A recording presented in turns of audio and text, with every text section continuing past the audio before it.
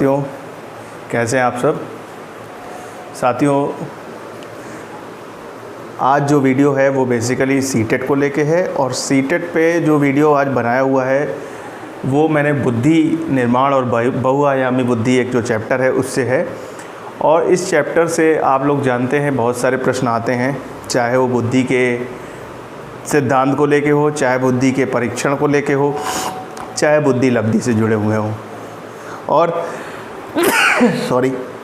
इसमें आपके वो प्रश्न नहीं आते जो कि आपके स्टेटमेंट रिलेटेड हैं, क्योंकि स्टेटमेंट रिलेटेड जो प्रश्न है वो आपके यूपी टेट में बेसिकली आते हैं कि बोरिंग ने क्या कहा, वुडवर्थ ने क्या कहा, है ना। स्टेटमेंट से रिलेटेड प्रश्न सी टेट में कम आते हैं। जब यूपी टेट के लिए पढ़ेंगे या सुपर टेट के लिए पढ़ेंगे तो उसमें हम लोग ये चीज़ें देखेंगे। पिछला वीडियो हिस्ट्री पे था, उसके ऑब्जेक्टिव क्वेश्चन में कल मैं डाल दूंगा, तो आप लोग देख लीजिएगा।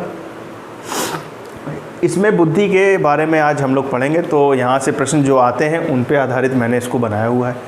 तो बुद्धि है क्या? बुद्धि के 3 पक्ष होते हैं। सबसे पहले तो आपको ये नोट रखना है, बुद्धि के 3 पक्ष होते हैं। कौन कौन से पक्ष होते हैं? कार्यात्मक पक्ष, संरचनात्मक पक्ष और क्रियात्मक पक्ष। इन 3 पक्ष पे आधारित ही ये पूरा चैप्टर है। इसका एक वीडियो और आएगा बुद्धि का, उसमें मैं बुद्धि को अभी आज इसमें सिद्धांत 6 हो पाए हैं, इसके बाद 1-2-3 सिद्धांत और बचते हैं, फिर परीक्षण बचेगा, उसको हम समाप्त करेंगे। तो कार्यात्मक पक्ष में क्या होता है? संरचनात्मक में कार्यात्मक मतलब बुद्धि क्या है, पहले तो बुद्धि क्या है ये पता होना चाहिए। बुद्धि के कार्य क्या है, तो कार्यात्मक पक्ष हो गया। संरचनात्मक पक्ष को 2 भागों में बांटा गया है। कौन कौन से? बुद्धि की संरचना क्या है, बुद्धि का सिद्धांत क्या है। बुद्धि की संरचना क्या है और बुद्धि का सिद्धांत क्या है। ये हो गई संरचना और सिद्धांत। क्रियात्मक पक्ष मतलब जो क्रियाशील में हो, बुद्धि का मापन कैसे करेंगे, तकनीक क्या है मापन की, और बुद्धि के परीक्षण क्या क्या है। तो ये 3 चीज़ें क्रियात्मक पक्ष में आपकी आती हैं। वुडवर्थ ने क्या कहा है? बुद्धि कार्य करने की एक विधि है। वुडवर्थ ने कहा है बुद्धि क्या है? कार्य करने की एक विधि है। ये हो गया बुद्धि की डेफिनेशन। ऐसे कई लोगों ने बुद्धि के बारे में बताया हुआ है, मतलब जिसके द्वारा हम कुछ कार्य करते हैं। बुद्धि आप समझते हैं कुछ भी करना, सोचना, मनन करना, चिंतन करना, नए नए आइडियाज़ और थोड़ा और बड़ा। बुद्धि मतलब ये नहीं आप कर सकते हैं उसको लिमिटेड है। बुद्धि कैसी होती है? अमूर्त होती है, मूर्त नहीं होती, केवल फिक्स नहीं है। अमूर्त मतलब कुछ भी चिंतन कर सकते हैं आप। तो बुद्धि कार्य करने की एक क्या है? विधि है। ये याद रखिएगा। अब बुद्धि के प्रकार क्या क्या होते हैं? तो बुद्धि के प्रकार में है ना, बुद्धि के क्या है, बुद्धि की कार्य क्या है, कार्य करने की विधि, बुद्धि कार्य करने की विधि है। अब बुद्धि संरचना और सिद्धांत के बारे में जाएंगे तो संरचना में देखेंगे क्या है। तो बुद्धि के कार्य तो आप लोग समझ ही जाएंगे क्या क्या कार्य होते हैं, तो उस कार्य को हम लोग प्रकार के अंदर समझेंगे तो ज़्यादा अच्छा समझ में आएगा। तो प्रकार में क्या आता है? गैरेट साइंटिस्ट मनोवैज्ञानिक थे, इन्होंने बुद्धि को 3 भागों में बांटा है। अमूर्त बुद्धि, मूर्त बुद्धि और सामाजिक बुद्धि। यही 3 भागों में थॉर्नडाइक ने भी बांधा है। तो पहले तो यही क्वेश्चन बनता है कि बुद्धि को 3 भागों में किन किन बांटा गया है? अमूर्त, मूर्त और सामाजिक। ये याद रखिएगा। किसने बांटा है? गैरेट ने बांटा है और थॉर्नडाइक ने भी यही बुद्धि की 3 भागों में बांटा है। ठीक है। गैरेट ने क्या बताया है अमूर्त बुद्धि के बारे में? अमूर्त बुद्धि क्या है? सूक्ष्म तथा अमूर्त प्रश्नों का चिंतन, चिंतन व मनन करना। मतलब कोई भी सूक्ष्म प्रश्न हो या समस्या हो, उसका क्या करना? चिंतन व मनन करना। अमूर्त मतलब जो थोड़ा हाइपोथेटिकल सोचने वाले लोग होते हैं, उनके पास अमूर्त बुद्धि होती है। मूर्त मतलब होता है जो सामने दिख रहा हो। इस बुद्धि में व्यक्ति प्रतीकों, चिन्हों, अंकों का प्रयोग करता है, मतलब इमेजिनेशन वाली चीज़ों का प्रयोग कर सकता है। कौन कौन आते हैं? अब ये चीज़ें कौन करता है? ऐसे व्यक्ति, ये व्यक्ति भी पूछे जा सकते हैं कि किसके अंदर कौन से टाइप का व्यक्ति आता है। तो दार्शनिक, कहानीकार, कलाकार और साहित्यकार, ये सब क्या होते हैं? थोड़ा मनन चिंतन करके टॉपिक लिखते हैं, बनाते हैं, कहानियाँ बनाते हैं, लिखते हैं, सोचते हैं, पुरानी चीज़ों पर विचार करते हैं। तो ये सब किस में आते हैं? अमूर्त बुद्धि में आते हैं। ठीक है। मतलब जो चीज़ें फ्रंटली जो चीज़ें दिख रही हैं वो ना हो के थोड़ा हाइपोथेटिकल भी। मूर्त बुद्धि क्या है? ये क्या होगा? कुछ टेक्नोलॉजी वगैरह, यांत्रिक या मापक से संबंधित होंगी। ऐसी बुद्धि किसके पास होती है? कारीगर और इंजीनियर्स। कारीगर जो वर्कर हैं, काम कर रहे हैं, इंजीनियर जो मशीनों का उपकरण वगैरह की जो नॉलेज ज़्यादा रखते हैं, उनके बारे में ये मूर्त बुद्धि आती है। सामाजिक बुद्धि, तो नाम ही से आप लोग समझ रहे होंगे सामाजिक बुद्धि किसकी होती है, राजनीतिज्ञ की होती है, कार्यकर्ता की होती है, और किसकी होती है, कूटनीतिज्ञ की होती है। समाज में यही सब व्यक्ति रहते हैं, राजनीतिज्ञ रहते हैं, कार्यकर्ता रहते हैं और कूटनीतिज्ञ रहते हैं। तो ये बुद्धि इनके पास रहेगी। यही 3 टाइप थॉर्नडाइक ने बांटे हैं, ठीक है। आइए अब देख लेते हैं बुद्धि के सिद्धांत। यहीं से प्रश्न सबसे ज़्यादा आते हैं, ये पूछे गए हैं, ये भी पूछे जा सकते हैं। सबसे ज़्यादा मतलब वो भी इम्पॉर्टेंट है, ये बहुत इम्पॉर्टेंट है, ऐसे समझिए। तो यही पूछ लेता है सिद्धांत दिया किसने, है ना, या इनने कौन सा सिद्धांत दिया, उल्टा भी पूछ लेता है, ठीक। और इसके अंदर जो जो चीज़ें पूछी जा सकती हैं वो लिखी हुई हैं सब। और ये सुपर टेट क्या, टेट के लिए बहुत, सबके लिए इम्पॉर्टेंट है। बस स्टेटमेंट इसमें छोड़ रहा हूँ क्योंकि सीटेट में स्टेटमेंट नहीं आते हैं। एक कारक सिद्धांत के प्रतिपादन किसने किया है, अल्फ्रेड बिने ने किया है। किसने किया है, बिने ने। इन्होंने ही पहला परीक्षण 1905 में बुद्धि का किया था। जब हम परीक्षण के बारे में बताएंगे तो एक कारक सिद्धांत इन्होंने ही दिया है। इस सिद्धांत का समर्थन किसने किया बाद में, टर्मन और स्टर्न दोनों ने किया है। किसने किया है, टर्मन व स्टर्न दोनों ने किया है, ठीक है। इन्होंने क्या बताया, बुद्धि एक कारकी और एक शक्ति के रूप में होती है। बुद्धि कैसी होती है, एक कारक या एक शक्ति के रूप में होती है, ठीक है। तो यहाँ से जो सबसे ज़्यादा इंपॉर्टेंट करता है कि ये दिया किसने, एक कारकी, ठीक है। अब आइए द्विकारकी, इसको जीएस सिद्धांत भी बोलते हैं, जीएस फैक्टर भी बोलते हैं, ठीक है।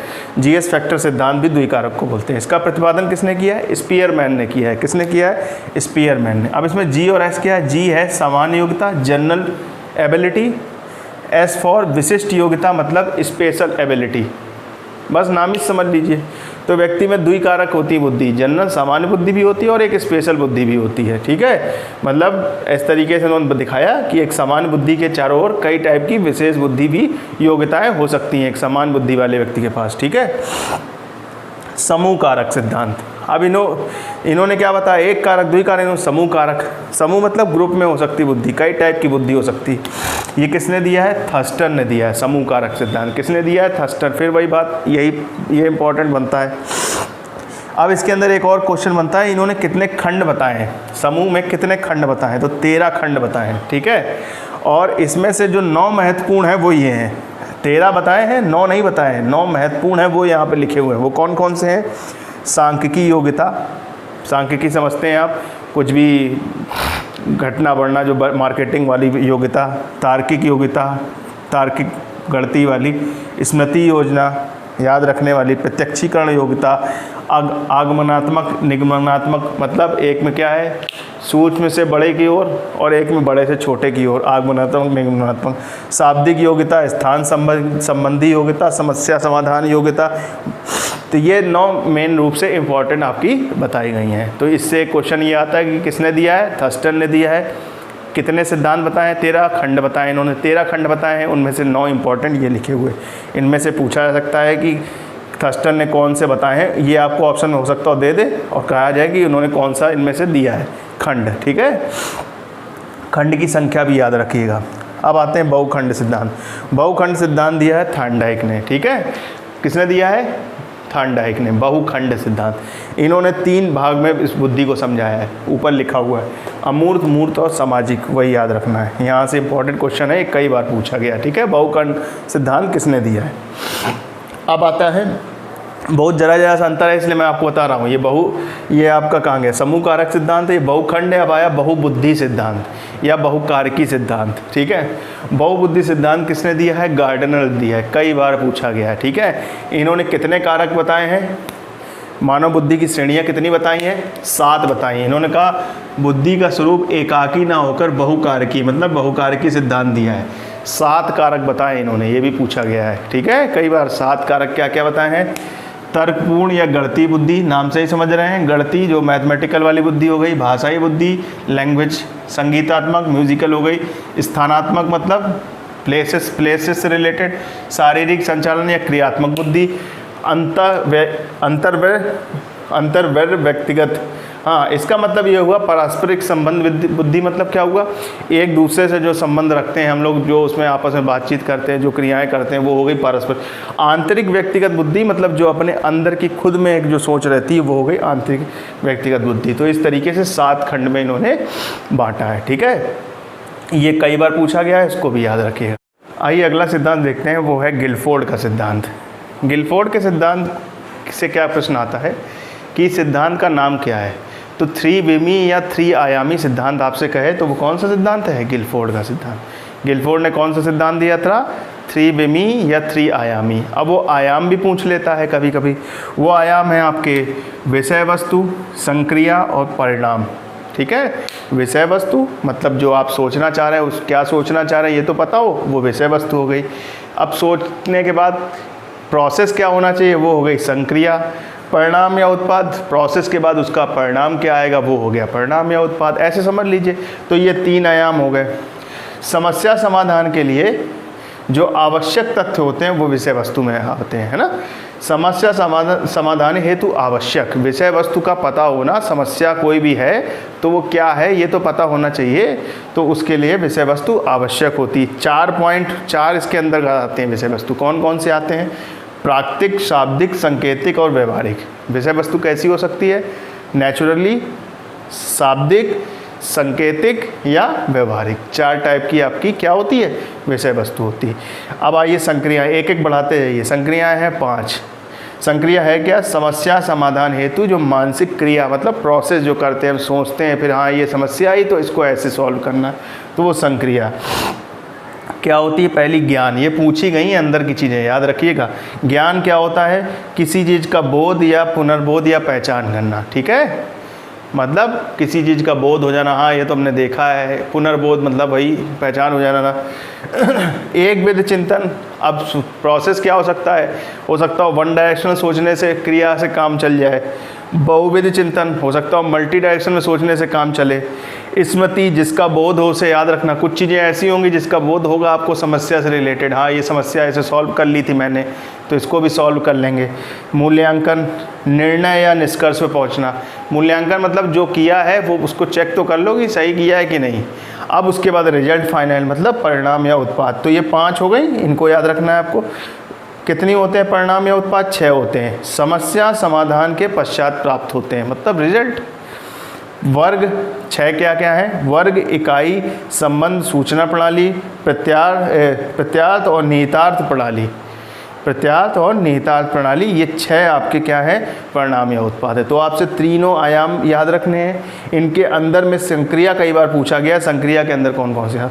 तो अब इनसे पूछा क्या गया है, एक बार ये भी पूछा गया है कि जो गिलफोर्ड हैं उन्होंने कितने टोटल ये जो दिए हैं कोष, इनको कोष बोलते हैं या मानसिक योग्यताएं बोलते हैं, वो कितनी दी हैं, कितनी खोजी? 120 खोजी। अब कहोगे सर इसमें 120 कैसे हो गई? ये तो 5 है, 4 है, ये 5 है, 6 है। तो इन्होंने एक ऐसे करके बॉक्स बनाया है। बॉक्स क्या? एक घनाकार बॉक्स है, उसमें ऐसे करके खाने बनाए थे ऐसे ऐसे करके। ठीक है, अब उसको ज़्यादा डिटेल में आपको ये सब नहीं पूछेगा। उसमें क्या थे, इन्होंने 80 कोष भरे हैं और 40 कोष खाली करे हैं। ये भी पूछा गया है एक बार कि जो 180 मानसिक योग्यता है उसमें कितने भरे हैं? 80 भरे हैं और मतलब 80 को क्या किया है? फिल किया है, इसमें 40 को खाली छोड़ दिया है। अब ये 120 बने कैसे हैं? तो इनको मल्टीपल करके, मतलब कैसे? 6 × 5 × 4 कितने हो गए? 6 × 5 × 4 120। इस तरीके से इन्होंने यानी यही संक्रिया, विषय वस्तु और परिणाम को ही गुणा करके क्या निकाल दी है? टोटल 120 कोष निकाल दिया है। एक चीज़ और पूछा जाता है, इन्होंने कारक कितने बताए हैं बुद्धि के? इन्होंने कारक बुद्धि के बताए हैं 150। बुद्धि के कारक बताए हैं 150।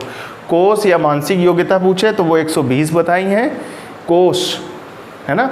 और आखिर कारक पूछे बुद्धि के तो 150 बताए हैं। ठीक है, आयाम के अंदर जो कोष बनाए उन आयामों को इन्होंने ऐसे करके फिल करके दिखाया है। ठीक है, उतना आपको उसमें नहीं जाना मनोविज्ञान में, आपको सिर्फ ये डाटा याद रखना है। इस तरीके से पूछा गया है।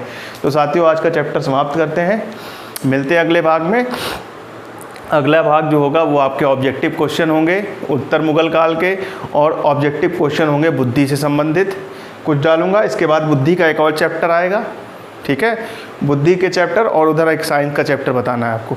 तो मिलते हैं अगले भाग में, तब तक अपना ध्यान रखिए, स्वस्थ रहिए। भारत माता की जय। जय हिंद, जय भारत।